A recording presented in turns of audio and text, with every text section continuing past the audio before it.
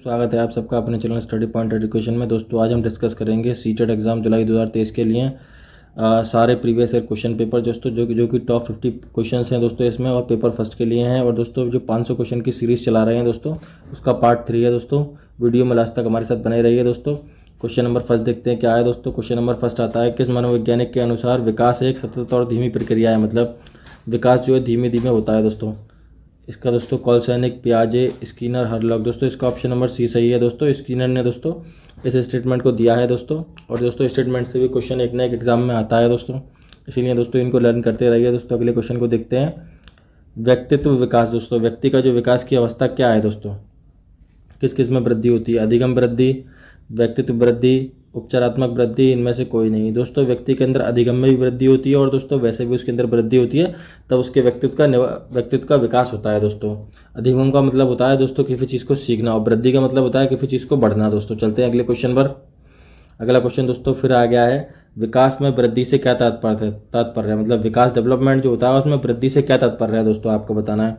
ज्ञान में वृद्धि होगी, संवेग में वृद्धि होगी, वजन में वृद्धि होगी, या आकार, सोच, समझ, कौशलों में वृद्धि होगी। दोस्तों विकास जो होता है, विकास में जब वृद्धि होती है तो दोस्तों आकार में भी वृद्धि होती है, सोच में भी वृद्धि होती है, और कौशल समझने में वृद्धि होती है दोस्तों। तो इसका ऑप्शन नंबर डी सही होगा दोस्तों। चलते हैं अगले क्वेश्चन पर।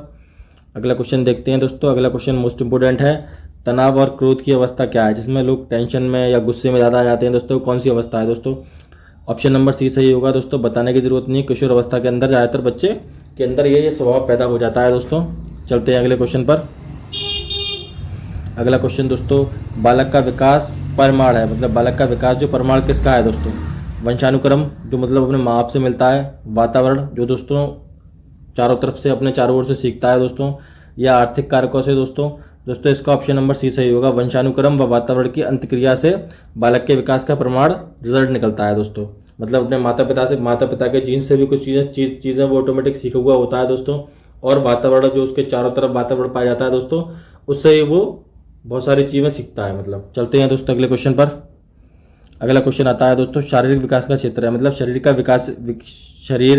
विकास का क्षेत्र क्या है दोस्तों, स्नायु मंडल, स्मृति, अभिप्रेरणा, समायोजन। दोस्तों देखो स्मृति भी होती है, अभिप्रेरणा शारीरिक का नहीं है दोस्तों, मोटिवेशन आता है दोस्तों, समायोजन भी नहीं है दोस्तों। इसका ऑप्शन होगा ए, स्नायु मंडल है दोस्तों। शारीरिक विकास का क्षेत्र जो है स्नायु मंडल है। चलते हैं अगले क्वेश्चन पर।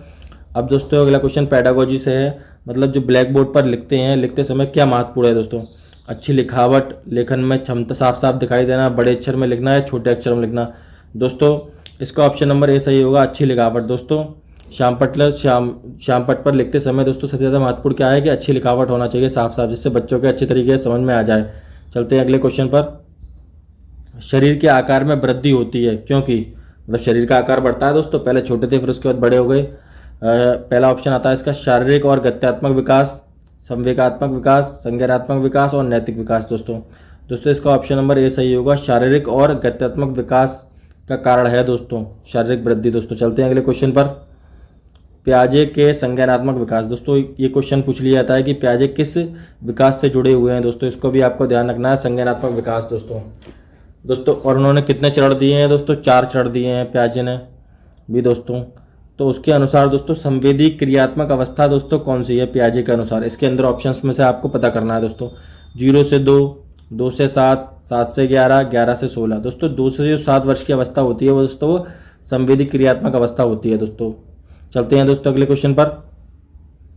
अगला क्वेश्चन दोस्तों आता है, इनमें से एक सही बताना है। मतलब एक सही कौन सा है दोस्तों, इसके अंदर ये ध्यान रखना है।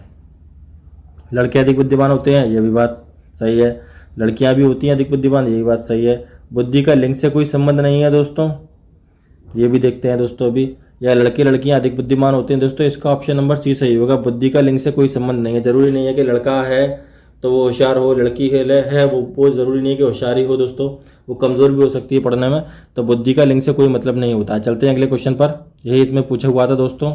अगला क्वेश्चन आता है दोस्तों, परामर्श का उद्देश्य। मतलब किसी को सजेस्ट करना या उसका मेन उद्देश्य क्या है, बच्चों को समझाना, कमियों का पता लगाना, समायोजन में सहायता करना, या उपरोक्त सभी। दोस्तों डी, इसका ऑप्शन नंबर डी होगा, बिल्कुल सही दोस्तों। क्योंकि परामर्श का मतलब होता है किसी को अच्छी तरीके से समझाना, उसकी कमियों का पता करना, और उसमें कोई परेशानी हो तो उसका सॉल्यूशन देना। दोस्तों इसका ऑप्शन नंबर डी सही होगा। चलते हैं अगले क्वेश्चन पर। अगला क्वेश्चन आता है दोस्तों, बच्चों में नैतिकता की स्थापना का सर्वोत्तम मार्ग क्या है? मतलब जिससे बच्चों के अंदर नैतिकता का विकास हो दोस्तों। पहला ऑप्शन आता है धार्मिक पुस्तक पढ़ाना। भाई धर्म की पुस्तक से तो कोई नैतिकता आएगी नहीं दोस्तों बच्चे के अंदर। शिक्षक का ही दोस्तों एक आदर्श मॉडल होता है जिससे दोस्तों बच्चा उसको देखकर सीखता है दोस्तों। इसका दोस्तों ऑप्शन नंबर बी सही होगा, शिक्षक का आदर्श रूप में व्यवहार करना। जैसा ही बच्चों शिक्षक जो टीचर होता है दोस्तों, वो टीचर जो व्यवहार करेगा वही बच्चा अपने अंदर धीरे धीरे ढालेगा। चलते हैं दोस्तों अगले क्वेश्चन पर। अगला क्वेश्चन देखते हैं दोस्तों, शिक्षा में फ्रॉवेल का महत्वपूर्ण योगदान क्या है? दोस्तों 1 नंबर का क्वेश्चन है, पूछा जरूर जाता है दोस्तों, और इसका ऑप्शन नंबर सी सही होगा, किंडरगार्टन दोस्तों। किंडरगार्टन दिया है दोस्तों फ्रॉवेल ने। चलते हैं अगले क्वेश्चन पर। अगला क्वेश्चन दोस्तों पेडागोजी से ही है, एक अच्छा अध्यापक मतलब एक टीचर जो अच्छा है विद्यार्थियों के मध्य किस चीज़ का बढ़ावा देगा? प्रतियोगिता का बढ़ावा देगा, सहयोग का बढ़ावा देगा, प्रतिद्वंद्विता का बढ़ावा देगा, तटस्थता का बढ़ावा देगा। दोस्तों किसका बढ़ावा देगा? दोस्तों प्रतियोगिता का तो बढ़ावा देगा नहीं, उसमें प्रतिद्वंद्विता का भी नहीं देगा, तटस्थता का भी नहीं देगा। दोस्तों ऑप्शन नंबर इसका बी सही होगा, सहयोग की भावना करेगा कि आपस में एक दूसरे का सहयोग करिए और आगे बढ़िए दोस्तों। चलते हैं अगले क्वेश्चन पर। दोस्तों ये सारे क्वेश्चन मोस्ट इंपोर्टेंट हैं, आप लोग दोस्तों नोट डाउन करते रहिए। और दोस्तों अगला क्वेश्चन ये है कि शिक्षक का अति महत्वपूर्ण उद्देश्य क्या है? मतलब शिक्षक का मेन मोटो क्या है? आजीविका कमाना, बच्चे का सर्वांगीण विकास करना, पढ़ना लिखना, बौद्धिक विकास करना। दोस्तों आजीविका कमाना पढ़ाई लिखाई से आजीविका का होता है सोर्स, यही बात ठीक है।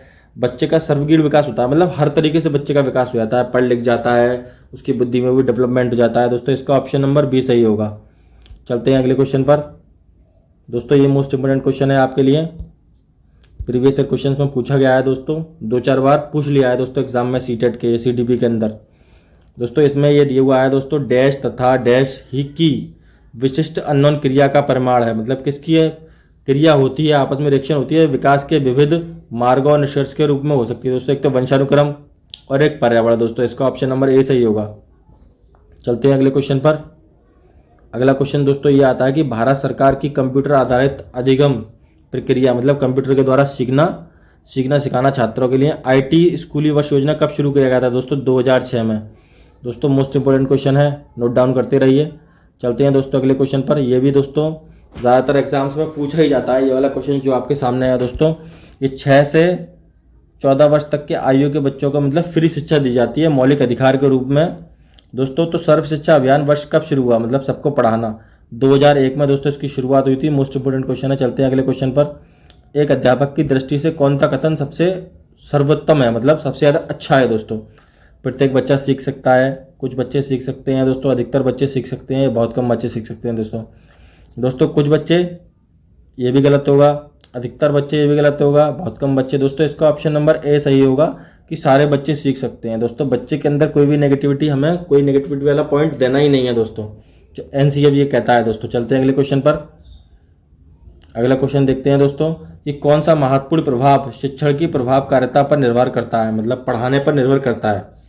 विद्यालय की संरचना, शिक्षक को विषय की समझ, योग्यता, लिखावट। दोस्तों योग्यता एक अलग है टीचर की, लिखावट भी एक अलग है, विद्यालय की संरचना का भी इससे कोई मतलब नहीं है दोस्तों। मेन जो मतलब आता है शिक्षक की विषय पर पकड़, कि शिक्षक क्या पढ़ाता है और उस पर उसकी कितनी पकड़ है दोस्तों, कितना बच्चों को समझा पाएगा दोस्तों।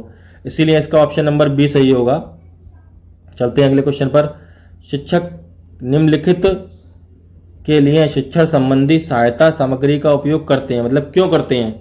सहायता सामग्री का उपयोग क्यों करते हैं टीचर जब पढ़ाते हैं बच्चों को, तो छोटे बच्चों को? छात्रों को प्रभावित करने के लिए, रोचक बनाने के लिए, या बच्चों का ध्यान एक तरफ करने के लिए, या शिक्षण रखने के लिए छात्रों के अंदर? दोस्तों इसका ऑप्शन नंबर बी सही होगा। दोस्तों जितने भी दोस्तों टीएलएम होते हैं, टीचर लर्निंग मटेरियल, जिनका टीचर जो है दोस्तों उपयोग करता है पढ़ाने में, इससे क्या होता है बच्चे के अंदर इंटरेस्ट पैदा होता है दोस्तों, जिससे कि बच्चा अच्छी तरीके से इस चीज़ को समझता है और सोचता है दोस्तों, और उसको करता है। चलते हैं अगले क्वेश्चन पर। अगला क्वेश्चन आता है दोस्तों, ये भी मोस्ट इंपोर्टेंट है, पेडागोजी से दोस्तों 15 नंबर आपका आना है, और 15 नंबर के वैसे क्वेश्चन आता है दोस्तों सीडीपी के अंदर से, 15 नंबर की पेडागोजी, 15 नंबर का सीडीपी का क्वेश्चन दोस्तों। इसीलिए दोस्तों पेडागोजी पर भी ध्यान दीजिए। और दोस्तों पेडागोजी कोई ऐसा सेक्शन नहीं है दोस्तों जो कि आप अच्छे से कर देंगे, क्योंकि 15 में से 12-13 नंबर का आप आराम से एग्जाम्स में कर सकते हैं दोस्तों देखते हैं क्या है। यदि बुलाए जाने पर, मतलब यदि आपको कोई बुलाता है, छात्रों के माता पिता आपको बुलाते हैं, अभिभावक शिक्षक से नहीं मिलते, तो शिक्षक को क्या करना चाहिए? कहने का मतलब ये है कि बच्चों के माता पिता स्कूल नहीं आते या टीचर से नहीं मिलते हैं, तो फिर टीचर को क्या करना चाहिए दोस्तों? माता पिता को लिखना चाहिए, जाकर उनसे मिलना चाहिए, बच्चों की पिटाई करना चाहिए। दोस्तों पिटाई का तो कोई मतलब बनता नहीं है, बच्चों को इग्नोर करना चाहिए, ये भी कोई मतलब नहीं बनता। दोस्तों मेन मोटो आता है ऑप्शन नंबर बी, बिल्कुल सही होगा इसका आंसर ऑप्शन नंबर बी कि जाकर उनसे मिलना चाहिए। दोस्तों उनके माता पिता से जाकर मिलना चाहिए और बच्चे के बारे में बताना चाहिए कि बच्चे की क्या स्थिति है, बच्चा कैसा चल रहा है पढ़ने में। चलते हैं अगले क्वेश्चन पर। अगला क्वेश्चन दोस्तों पेडागोजी से ही है। दोस्तों इस वीडियो में मोस्टली क्वेश्चन पेडागोजी से ही है। दोस्तों किसी पठन सामग्री को एक रूप में पढ़ना पढ़ाई के रूप में जाना जाता है। दोस्तों इसका ऑप्शन नंबर डी सही होगा, इनमें से कोई नहीं है। दोस्तों बढ़ते हैं दोस्तों अगले क्वेश्चन पर। दोस्तों पाठ्यचर्या मतलब सिलेबस के निर्माण का कार्य को क्या माना जाता है? एक नियमित कार्य माना जाता है, विशेषज्ञता कार्य नहीं माना जाता, अत्यधिक विशेषज्ञता वाला कार्य माना जाता है, एक महत्वपूर्ण कार्य नहीं माना। दोस्तों पढ़ाई के अंदर मेन सिलेबस होता है दोस्तों, एक अत्यधिक कार्य माना जाता है दोस्तों, विशेषज्ञता वाला। दोस्तों ऑप्शन नंबर सी सही होगा। चलते हैं अगले क्वेश्चन पर। विद्यार्थी की प्रशंसा की जानी चाहिए मतलब बच्चे की प्रशंसा कब की जानी चाहिए?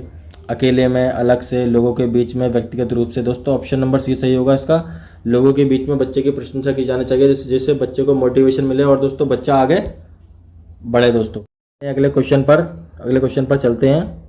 अगला क्वेश्चन दोस्तों क्या कहता है, देखिए अगला क्वेश्चन ये है कि निम्नलिखित में से क्या उस रेंज को सूचित करता है, मतलब उस रेंज को बताता है जिसके भीतर किसी की योग्यता या गुण के लिए किसी व्यक्ति की प्रवृत्ति स्तर का फैसला किया जाता है। दोस्तों उस चीज़ को क्या कहते हैं? दोस्तों ग्रेड कहते हैं, अंक कहते हैं, ग्रेड या अंक दोनों कहते हैं, या इनमें से कोई नहीं। दोस्तों ऑप्शन नंबर ए सही होगा। दोस्तों आपने एग्जाम्स में देखा होगा बच्चों को रिजल्ट के अंदर बच्चों को ग्रेड दिए जाते हैं, ए ग्रेड, बी ग्रेड। दोस्तों उससे ये पता चलता है कि बच्चा किस स्तर का है। दोस्तों चलते हैं अगले क्वेश्चन पर। अगला क्वेश्चन भी दोस्तों मोस्ट इंपोर्टेंट है। अनुसंधान मतलब रिसर्च, किसी रिसर्च से पता चलता है कि हमारी पढ़ाई का डैश हिस्सा दृश्य मतलब देखना और श्रवण मतलब सुनने के अंगों से प्राप्त होता है। दोस्तों कितने परसेंट? दोस्तों 85 जो परसेंट है हमारा, 85% जो होता है दोस्तों देखने और सुनने से हमारा अंदर पढ़ाई जो है गृढ़ होती है। दोस्तों चलते हैं अगले क्वेश्चन पर। अगला क्वेश्चन क्या आता है दोस्तों, वेरी मोस्ट इंपोर्टेंट, पेडागोजी का है। वर्ग कक्षा के माहौल में एक सकारात्मक पढ़ाई मतलब एक पॉजिटिविटी वाली पढ़ाई का वातावरण स्थापित करना है हमको और मजबूत करने के अधिकार को निश्चयात्मक अनुशासन के साथ काम करना है। दोस्तों क्या करना है? बढ़ावा नहीं देना है, बढ़ावा देना है या कुछ लेना देना नहीं होता, जरूरत नहीं होती। दोस्तों इसका ऑप्शन नंबर बी सही होगा, बढ़ावा देना है। दोस्तों सकारात्मकता दोस्तों पॉजिटिविटी के साथ और दोस्तों अनुशासन के साथ, डिसिप्लिन के साथ हमें कक्षा में काम करना है बच्चे के साथ। दोस्तों इसलिए इसका ऑप्शन नंबर बी सही होगा, बढ़ावा देना। चलते हैं अगले क्वेश्चन पर। अगला क्वेश्चन दोस्तों आता है कि जब किसी शिक्षक पर पूर्वाधिकारी हावी होते हैं या उसे अन्य कार्य करने के लिए विश किया जाता है, कहने का मतलब टीचिंग को छोड़कर कोई और काम दे दिया जाता है तो उसकी क्षमता क्या हो जाती है? टीचर की क्षमता क्या हो जाती है दोस्तों? घट जाती है। क्या होती है? घटती है। दोस्तों चलते हैं अगले क्वेश्चन पर। अगला क्वेश्चन दोस्तों मोस्ट इंपोर्टेंट है कि छात्रों के सही मूल्यांकन के लिए निम्नलिखित में से किस विधि का उपयोग किया जाना चाहिए? दोस्तों छात्रों का जो मूल्यांकन होना चाहिए दोस्तों उसके लिए कौन सी विधि मोस्ट इंपोर्टेंट है? दोस्तों सतत मूल्यांकन। दोस्तों ऑप्शन नंबर बी सही होगा। दोस्तों इसका हफ्ते में दोस्तों बच्चे का टेस्ट लेना चाहिए, जिससे बच्चे को पता चलना चाहिए कि बच्चे की स्थिति क्या है, दोस्तों कैसे चल रहा है पढ़ने में। चलते हैं अगले क्वेश्चन पर। अगला क्वेश्चन दोस्तों एक आता है जैसे कि एक शिक्षक को समाज में सम्मान मिलना चाहिए, मतलब एक टीचर है उसको समाज में सम्मान मिलना चाहिए जब वह क्या करता है, मतलब आदर्श जीवन जीता है। ये तो सही है दोस्तों। निष्ठापूर्वक अपनी ड्यूटी करता है, मतलब अच्छे तरीके से अपना काम करता है और प्रभावी तरीके से पढ़ाता है। दोस्तों ऑप्शन नंबर डी सही होगा, मोस्ट इंपोर्टेंट क्वेश्चन है। चलते हैं अगले क्वेश्चन पर। अगला क्वेश्चन आता है दोस्तों निम्नलिखित में से किसे आप अधिगम की सबसे उचित परिभाषा मानेंगे? मतलब लर्निंग, अधिगम का मतलब होता है लर्निंग, सीखने की परिभाषा किसे मानेंगे? दोस्तों समस्या हल करना दोस्तों अधिगम के अंदर नहीं आता, हुनर का विकास करना भी नहीं आता, आचरण संबंधी प्रवृत्ति का भी कोई मतलब नहीं है लर्निंग से। दोस्तों इसका ऑप्शन नंबर डी सही होगा, इनमें से कोई नहीं। बढ़ते हैं अगले क्वेश्चन पर। कोई व्यक्ति एक प्रभावकारी तरीके से हुनर कैसे सीख सकता है? मतलब एक इफेक्टिवली तरीके से कैसे हुनर सीखता है? दोस्तों अवलोकन करके, दूसरों के द्वारा, पढ़कर या खुद करके। दोस्तों कोई भी काम जो होता है बच्चा या बड़ा खुद करके सीखता है। दोस्तों ये सबसे ज़्यादा प्रभावकारी विधि होती है दोस्तों बच्चे के लिए। चलते हैं अगले क्वेश्चन पर। वर्णमाला की पहचान दोस्तों, वर्णमाला छोटा बड़ा की जो पहचान होती है दोस्तों डैश किस वर्ष की आयु में होना शुरू हो जाती है? दोस्तों 3 वर्ष का बच्चा जब होता है दोस्तों तो वर्णमाला को सीख जाता है। ऑप्शन नंबर डी सही। चलते हैं अगले क्वेश्चन पर। विद्यार्थियों में सामाजिक विकास विकसित करने हेतु एक अध्यापक को क्या करना चाहिए? मतलब सामाजिक विकास, सोशल डेवलपमेंट विकसित करने के लिए बच्चे के अंदर क्या करना चाहिए? व्यक्तिगत रुचियां करना चाहिए, शारीरिक विकास भी होना चाहिए, सभी पक्षों को यह निष्पादन करना चाहिए। दोस्तों सभी पक्षों का विकास होना चाहिए। दोस्तों तभी बच्चे के अंदर सामाजिक विकास हो सकेगा। चलते हैं अगले क्वेश्चन पर। अगला क्वेश्चन दोस्तों, विकास शुरू होता है, मतलब विकास जो होता है बच्चे कब शुरू होता है? बाल्यावस्था से, प्रसव पूर्व अवस्था से, शैशवावस्था से या पूर्व बाल्यावस्था में? दोस्तों बच्चे का जो विकास शुरू होता है दोस्तों प्रसव पूर्व अवस्था पे शुरू हो जाता है दोस्तों। ऑप्शन नंबर बी सही है, बहुत बार पूछा गया एग्जाम में क्वेश्चन है। अगला क्वेश्चन देखते हैं, ये भी दोस्तों पूछा हुआ क्वेश्चन है एग्जाम में। स्फूर्ति की अवस्था कब कहा जाता है दोस्तों? शैशवावस्था, किशोरावस्था, प्रौढ़ावस्था या बाल्यावस्था? दोस्तों बाल्यावस्था, ऑप्शन नंबर डी सही है दोस्तों। चलते हैं अगले क्वेश्चन पर। दोस्तों स्टेटमेंट से क्वेश्चन है, मोस्ट इंपोर्टेंट क्वेश्चन है। वातावरण की वह बाहरी शक्ति जो हमें प्रभावित करती है दोस्तों, किसने कहा है? इसको मतलब किसने कहा है वातावरण की व्यवहारिक शक्ति जो हमें प्रभावित करती है दोस्तों? वुडवर्थ ने, रॉस ने, एनास्टॉमी ने या इनमें से कोई नहीं? दोस्तों ऑप्शन नंबर बी सही है, रॉस ने कहा है दोस्तों वातावरण शक्ति है जो हमें प्रभावित करती है दोस्तों। चलते हैं अगले क्वेश्चन पर। संवेदना, सेंसिटिविटी दोस्तों, सेंसिटिविटी संवेदना ज्ञान की पहली पीढ़ी है, यह कथन किसका है दोस्तों? मानसिक विकास का है। किसका है दोस्तों? मानसिक विकास दोस्तों संवेदना से जुड़ा हुआ है। चलते हैं अगले क्वेश्चन पर। अगला क्वेश्चन आता है दोस्तों, अगला क्वेश्चन ये देखिए, मानव विकास दोस्तों आता है। मानव विकास के संबंध में कौन सा कथन गलत है? मतलब एक गलत बताना है, फॉल्स बताना है। विकास पूर्वानुमान में हो सकता है दोस्तों, पहले आइडिया लगा लिया जाता है कि विकास बच्चे का कैसा रहेगा दोस्तों। सामान्य से विशिष्ट की ओर चलता है, ये भी बात सही है दोस्तों। विकास रेखीय होता है या निरंतर होने वाली प्रक्रिया है? दोस्तों निरंतर तो विकास चलता रहता है, कभी घटता है कभी बढ़ता है, लेकिन विकास जो होता है दोस्तों एक रेखीय नहीं होता, मतलब एक सीधी रेखा में नहीं चलता दोस्तों। इसका ऑप्शन नंबर सी सही होगा। चलते हैं अगले क्वेश्चन पर। अगला क्वेश्चन क्या आता है दोस्तों, इस अवस्था में बालकों में नई खोज, मतलब बच्चे नई खोज करते हैं और घूमने की प्रवृत्ति ज़्यादा होती है दोस्तों। शैशवावस्था में दोस्तों बच्चा बहुत छोटा होता है, उसमें तो बच्चा कुछ करेगा नहीं दोस्तों। उत्तर बाल्यावस्था इसका ऑप्शन का आंसर है दोस्तों। जब बच्चा उत्तर बाल्यावस्था में आता है, 9 से 12 वर्ष तक का बच्चा होता है दोस्तों, तो वह नई नई खोज करता है दोस्तों, भागता दौड़ता है। किशोरावस्था में दोस्तों थोड़ा कम हो जाता है, प्रौढ़ावस्था थोड़ा किशोरावस्था से ऊपर होती है दोस्तों, उसमें तो कोई नई ऐसी रिसर्च करता नहीं है दोस्तों, ना ही ज़्यादा घूमता फिरता है बच्चा। चलते हैं अगले क्वेश्चन पर। अगला क्वेश्चन आता है दोस्तों, वंशानुक्रम, मतलब हेरिडिटी जो होती है उसका निकाय नहीं है दोस्तों। वंशानुक्रम से क्या क्या चीज़ मिलती है दोस्तों? समानता मिलती है। वंशानुक्रम दोस्तों हमें किससे मिलता है? अपने माता पिता से। विभिन्नता भी मिलती है, प्रत्यागमन के लक्षण देख सकते हैं, लेकिन अभिप्रेरणा नहीं मिलती दोस्तों। मोटिवेशन जो होती है दोस्तों वो बाहर से मिलती है दोस्तों, या फिर सेल्फ भी दोस्तों मोटिवेट हो जाता है बच्चा, ये दोस्तों वंशानुक्रम से नहीं मिलती। चलते हैं अगले क्वेश्चन पर। अगला क्वेश्चन आता है दोस्तों, 20वीं शताब्दी के बालक को शताब्दी कहा गया है दोस्तों। 20वीं शताब्दी को बालक की शताब्दी किसने कहा है दोस्तों? वेरी वेरी मोस्ट इंपोर्टेंट दोस्तों, क्रो एंड क्रो ने कहा है। ऑप्शन नंबर सी सही होगा। चलते हैं अगले क्वेश्चन पर। अगला क्वेश्चन आता है दोस्तों, इस अवस्था को मिथ्य परिपक्वता का समय भी कहा जाता है, मतलब किस अवस्था को कहा जाता है दोस्तों? शैशवावस्था, बाल्यावस्था, किशोरावस्था, प्रौढ़ावस्था? दोस्तों इसका ऑप्शन नंबर बी सही होगा। बाल्यावस्था को मिथ्य परिपक्वता की अवस्था कहा जाता है दोस्तों। चलते हैं अगले क्वेश्चन पर। शैशवावस्था की विशेषता नहीं है, मतलब शैशवावस्था बिल्कुल छोटा जब बच्चा होता है उसकी विशेषता नहीं है। शारीरिक विकास की विकास तीव्र होता है, बात सही है। दूसरा पर निर्भर होता है, कोई मतलब ही नहीं होता छोटा बच्चा तो। नैतिकता उसके अंदर नहीं होती बच्चे के अंदर दोस्तों। ऑप्शन नंबर सी सही होगा दोस्तों। मानसिक विकास में भी तीव्रता होती है, बच्चा स्पीड से बढ़ता है दोस्तों, मानसिक विकास को बढ़ता है। चलते हैं दोस्तों अगले क्वेश्चन पर। दोस्तों ये रिपीट क्वेश्चन है दोस्तों, लेकिन मिलता जुलता क्वेश्चन है दोस्तों। शैशवावस्था की मुख्य विशेषता नहीं है, सीखने में भी तीव्रता होगी, जिज्ञासा की भी, जानने की, अनुकरण भी करता है, लेकिन चिंतन प्रक्रिया नहीं होती है। बच्चा सोचता समझता कुछ नहीं है कि उसे क्या करना है क्या नहीं करना दोस्तों। चलते हैं अगले क्वेश्चन पर। अगला क्वेश्चन आता है दोस्तों, विकास, वेरी वेरी मोस्ट इंपोर्टेंट दोस्तों। विकास कभी ना समाप्त होने वाली प्रक्रिया है दोस्तों। यह विचार किससे संबंधित है? एकीकरण से, अंतक्रिया से, अंत संबंध से, दोस्तों निरंतरता का सिद्धांत है दोस्तों। क्योंकि विकास जो होता है वो लगातार चलता है, कभी घटता है तो कभी बढ़ता है, लेकिन पूरी जीवन पर चलता है दोस्तों, जब तक व्यक्ति मर नहीं जाता है दोस्तों। विकास चलता रहता है, कुछ ना कुछ चीज़ सीखता रहता है। ऑप्शन नंबर डी सही होगा। चलते हैं अगले क्वेश्चन पर। लॉरेंस कोहलरबर्ग दोस्तों एक वैज्ञानिक है, लॉरेंस कोहलरबर्ग विकास के क्षेत्र में मतलब किसके नहीं जाने जाते हैं दोस्तों? संज्ञानात्मक, शारीरिक, गमक या नैतिक? दोस्तों इसका ऑप्शन नंबर डी सही होगा, नैतिक के लिए माने जाते हैं दोस्तों लॉरेंस कोहलरबर्ग। चलते हैं अगले क्वेश्चन पर। अगला क्वेश्चन आता है दोस्तों, मानव विकास कुछ विशेष सिद्धांतों पर आधारित है। मानव का विकास जो है कुछ विशेष सिद्धांत जो उन पर आधारित है। निम्न में से कौन सा मानव विकास का सिद्धांत नहीं है? मानव विकास का सिद्धांत निरंतरता का है दोस्तों, अनुक्रमता का भी है, सामान्य से विशिष्ट की ओर चलता है, लेकिन प्रतिवर्ती नहीं है दोस्तों। ऑप्शन नंबर डी सही होगा। चलते हैं अगले क्वेश्चन पर। लास्ट क्वेश्चन है दोस्तों वीडियो का। दोस्तों मोस्ट इंपोर्टेंट क्वेश्चन है, निचली कक्षाओं में खेल पद्धति मूल रूप से आधारित है किसके लिए दोस्तों? विकास या वृद्धि के मनोवैज्ञानिक सिद्धांत पर, समाजशास्त्रीय पर, शिक्षा के कार्यक्रम पर, शिक्षा पद्धति कार्य पर? दोस्तों इसका ऑप्शन नंबर ए ही सही होगा, विकास या वृद्धि के मनोवैज्ञानिक सिद्धांत पर। दोस्तों अगर वीडियो अच्छा लगा हो तो चैनल को लाइक कीजिए, सब्सक्राइब कीजिए दोस्तों। ऐसी वीडियो आपको चाहिए तो दोस्तों हमें बता दीजिए कमेंट करके। दोस्तों वीडियो देखने